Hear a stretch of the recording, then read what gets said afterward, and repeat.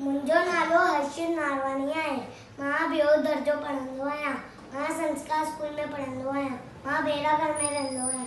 मां तव्हांखे हिकु कविता ॿुधायां थो। बांदरमल जी छटी पुराणी, चइनि ते आहे कहाणी। जॾहिं मींहुं करे वसकार, छुटनि छटीअ मां ठाणे सार, करे पुसाए पाणी पाणी।